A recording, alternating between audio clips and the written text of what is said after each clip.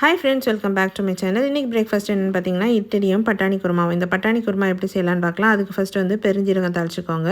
ஒரு கைப்பிடி அளவுக்கு வெங்காயம் சேர்த்து நல்லா வதக்கிக்கோங்க.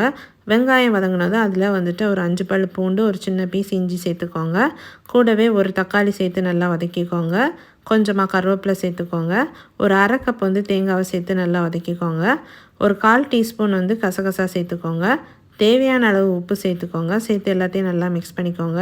1/4 டீஸ்பூன் மஞ்சள்தூள், 1 டேபிள் ஸ்பூன் மல்டி மசாலா சேர்த்து நல்லா மிக்ஸ் பண்ணி அதை நல்லா ஆற வச்சுருங்க. அதுக்கப்புறமா மிக்சியில் போட்டு நல்லா மையாக அரைச்சி எடுத்துக்கோங்க. இப்போது இன்னொரு கடாயில் கடுகு சேர்த்துக்கோங்க. கடுகு பொரிஞ்சதும் வந்துட்டு அது கூடவே கருவேப்பிலை சேர்த்துக்கோங்க. இப்போ அரைச்சி வச்ச மசாலாவை அது கூட சேர்த்துக்கோங்க.